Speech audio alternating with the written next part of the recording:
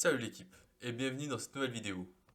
Depuis les dernières élections présidentielles, les thématiques identitaires ont envahi le champ politique français. Sauf que la France n'est pas le seul pays concerné. Donald Trump l'illustre très bien avec son America First ou encore la prospérité de Poutine, Bolsonaro ou Erdogan. L'exaltation de la nation, le rejet de l'étranger et la stigmatisation des minorités ethniques ou religieuses reposent toujours sur une distinction affichée entre eux et nous, entre le groupe des natifs et celui des étrangers, celui des croyances ou des mécréants, des bons citoyens travailleurs ou des élites corrompues, même si la moitié du nationalisme et du racisme sont nuancés par une analyse des données historiques. Le Rombeg se dit alors: comment expliquer cette montée en puissance des sectarismes qui va souvent de pair avec celle des autoritarismes?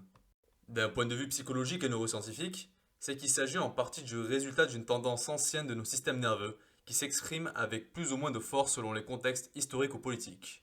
Du point de vue de l'évolution du cerveau humain, le fait central est que notre espèce a dû son grand succès en partie à sa capacité inégalée à collaborer, être capable de s'entendre avec les membres d'un groupe, éprouver de l'empathie pour eux, ressentir un sentiment d'appartenance. Tout cela a constitué un avantage pour la survie des individus, de sorte que ces tendances ont été sélectionnées et se sont développées au fil des générations. De nos jours, le besoin d'appartenir à un groupe est profondément ancré dans notre psychisme.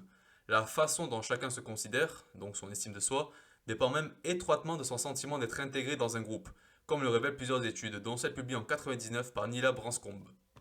Celle-ci arrive à la conclusion suivante. Plus une personne s'identifie à un groupe, plus son estime de soi est élevée. En 2015, Jolanda Jetten a montré que ce phénomène est d'autant plus marqué que le nombre de groupes auxquels on appartient est élevé. L'estime de soi, en revanche, ne dépend pas du nombre global d'amis que l'on a dans son réseau, signe qu'elle ne résulte pas uniquement du soutien social apporté par nos relations ou du fait que ces dernières viennent combler un sentiment de solitude. Pour cette chercheuse, nous trouvons dans les groupes un sentiment d'affiliation et de sens, ainsi que des objectifs à accomplir, autant de piliers de l'estime de soi, nous dit Laurent Beg. Mais à partir du moment où l'on se sent appartenir à un groupe particulier, on se met à traiter implicitement le reste de l'humanité d'une façon bien particulière, car le cerveau le range dans une catégorie différente. D'une part, on active des mécanismes cognitifs qui accentuent le fossé avec les autres. Ces mécanismes perceptifs élémentaires entrent en jeu chaque fois que nous sommes confrontés à une catégorisation, comme l'ont montré Henri Tachfel et ses collègues de l'université de Bristol dans une série d'expériences fondatrices datant des années 70. Dans l'une d'entre elles, les participants devaient estimer la taille d'une série de 8 lignes dont les plus petites étaient étiquetées A et les plus longues B. Le résultat est le suivant. Non seulement les participants exagéraient l'écart entre les lignes A et B, mais ils surestimaient également la ressemblance des lignes ayant une étiquette identique. Mais ces mêmes mécanismes perceptifs vont ensuite conduire à accentuer les différences entre notre groupe et les autres, ainsi que les ressemblances entre les membres des groupes auxquels nous n'appartenons pas. Ainsi, dans une autre expérience de l'équipe d'Henri Tachfel, les participants visualisaient une série de diapositives comportant des points, dont ils devaient estimer le nombre. Les chercheurs ont ensuite laissé entendre à certains d'entre eux qu'ils avaient tendance à surestimer ce nombre et à d'autres qu'ils le sous-estimaient. Puis, dans une tâche qui suivait, les participants devaient attribuer une gratification ou une pénalité à d'autres sujets identifiés comme sous-estimateurs ou surestimateurs. Ils ont alors systématiquement récompensé davantage les membres de leur groupe.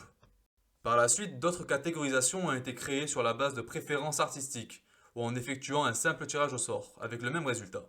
La grande majorité des participants favorisaient les membres de leur groupe, auxquels ils distribuaient plus d'argent, sans avoir aucune idée de qui il s'agissait, puisqu'ils n'étaient identifiés que par un code et leur groupe d'appartenance.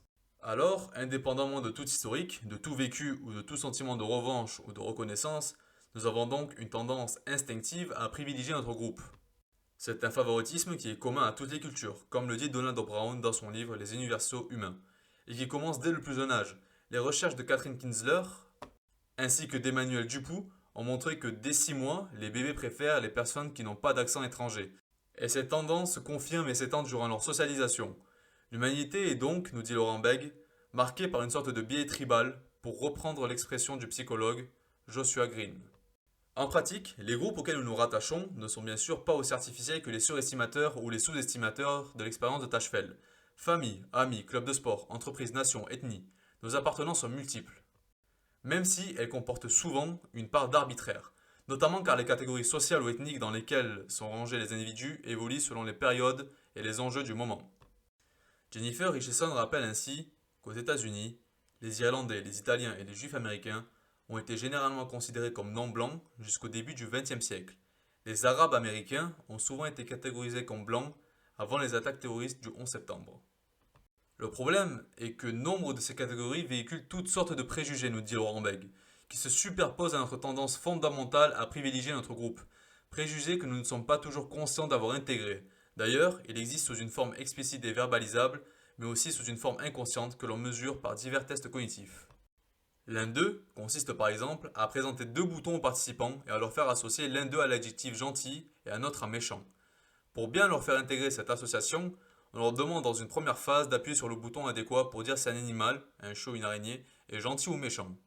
Suite à cela, on leur présente une série de visages différents, de différentes ethnies, qui doivent classifier selon les qualificatifs blanc ou noir en appuyant sur ces mêmes boutons. Sauf que quand le bouton précédemment associé à gentil est maintenant associé à noir dans une nouvelle tâche, les participants blancs mettent plus de temps à appuyer que si le bouton précédemment associé à gentil se trouve affecté à blanc. En psychophysiologie, un temps de réaction rapide signifie qu'une association est plus facile. Les participants blancs associent donc, implicitement bien sûr, plus facilement la bienveillance au fait d'être blanc que d'être noir. C'est un biais raciste profond, préconscient, qui s'observe même chez les personnes qui se croient dénuées de tout préjugé envers les personnes de couleur. Laurent Bègue nous dit que souvent ces préjugés sont nourris par la culture. Les analyses des œuvres de fiction diffusées à la télévision révèlent ainsi que les personnages négatifs ont fréquemment un accent étranger. Une fois que sont installés ces germes de la discrimination, notre cerveau traite les personnes qui appartiennent au hors-groupe de manière particulière. Selon les travaux de Cunningham publiés en 2004, quand des sujets blancs visionnent des visages noirs, leur amygdale s'active davantage que lorsqu'ils se trouvent en face de visages de leur groupe ethnique.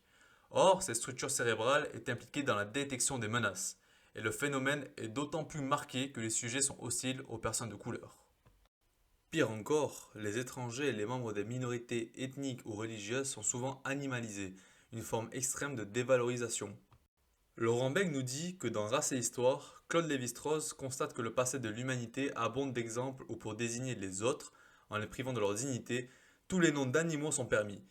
La radio rwandaise répétait par exemple tuer tous les cafards pour parler de l'extermination des Tutsis.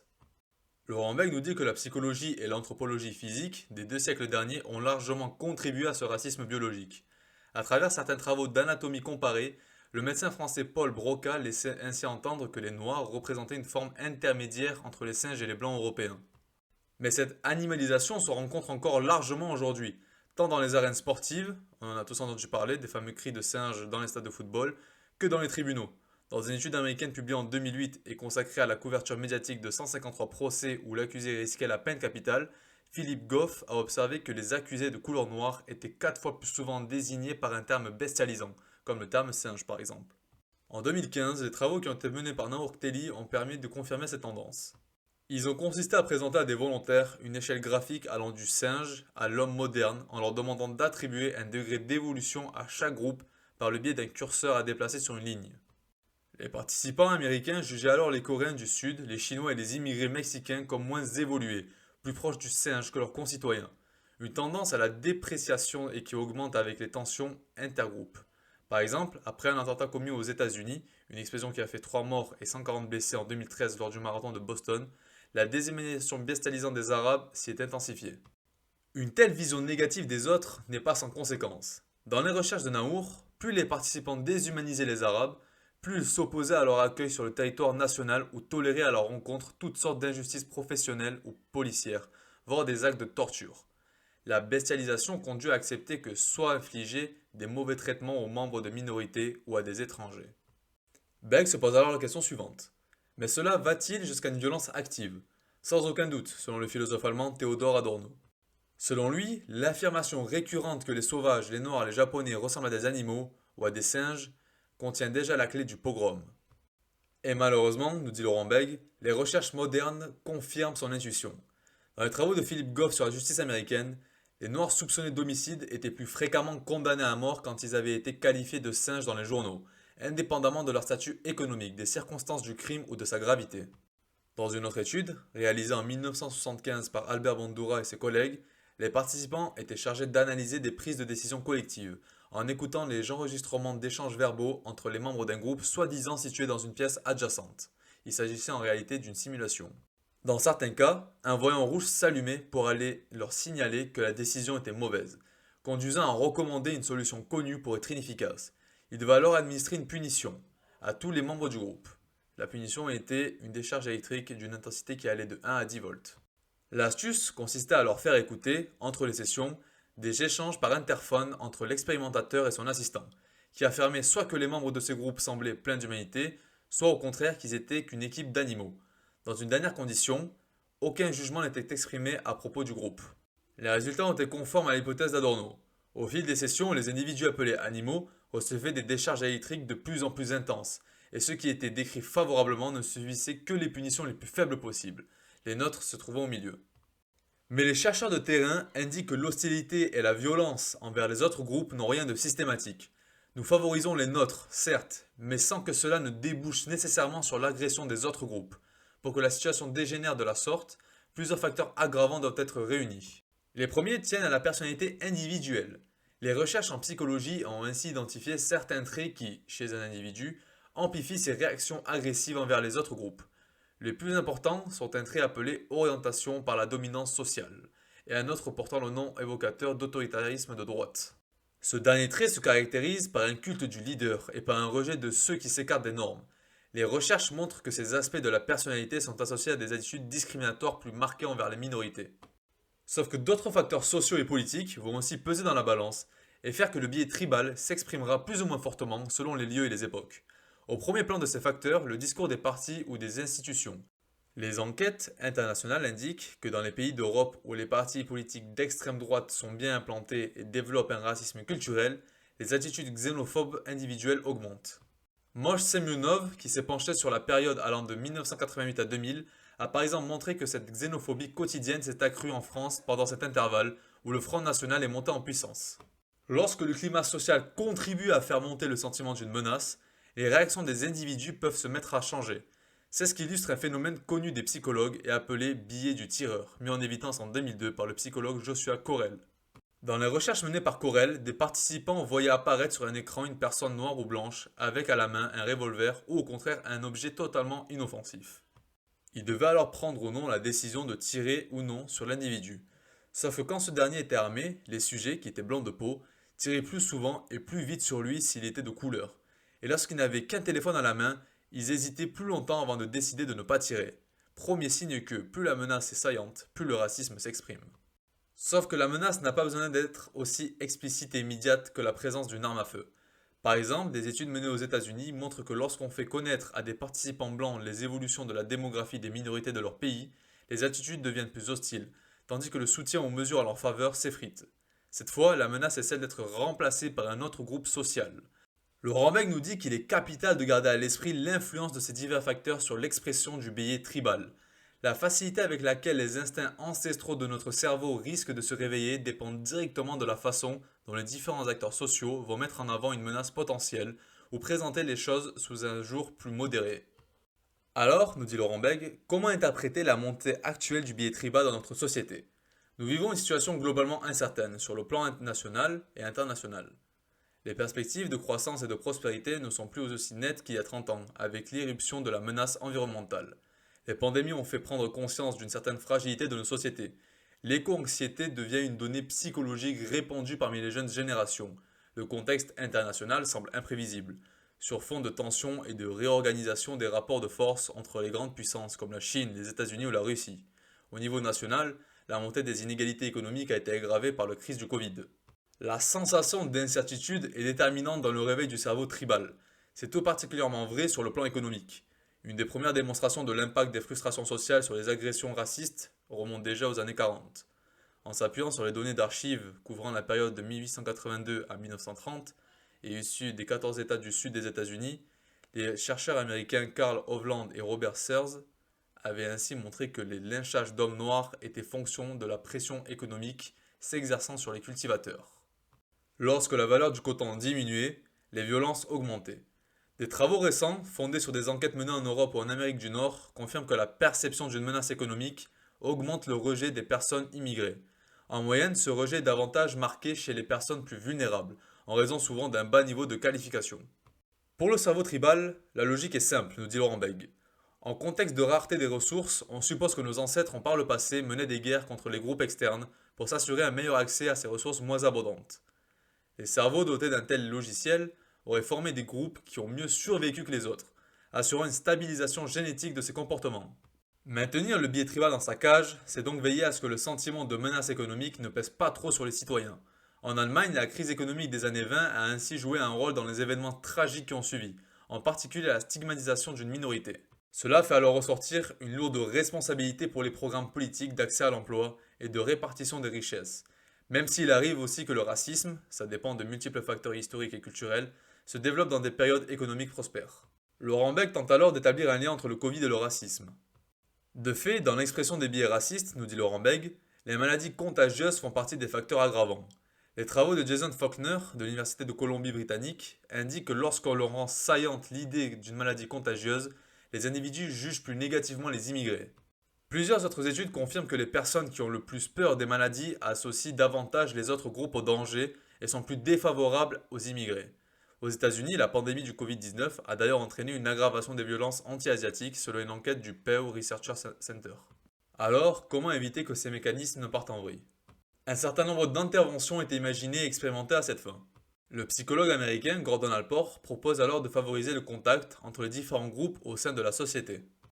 Après avoir fait la synthèse de 500 publications consacrées à cette piste, Thomas Pettigrew a confirmé en 2006 que lorsque des personnes de groupes antagonistes interagissent les unes avec les autres, on observe une diminution significative des préjugés. Dans une étude expérimentale, la chercheuse Salma Moussa de l'université de Stanford a ainsi amené des chrétiens irakiens déplacés par l'État islamique à intégrer une équipe de foot composée uniquement de membres de leur communauté ou incluant des musulmans. À l'issue de l'expérience, les chrétiens qui avaient joué avec des musulmans étaient plus enclins à voter pour qu'une personne de cette religion reçoive un prix, à s'inscrire dans une équipe mêlant des groupes des deux communautés pour la saison suivante et à s'entraîner avec des musulmans 6 mois après l'intervention. Toutefois, la portée de ces changements est restée limitée. L'attitude générale des participants envers les musulmans n'a pas évolué et les chrétiens n'étaient pas non plus prêts à participer à d'autres événements sociaux avec eux.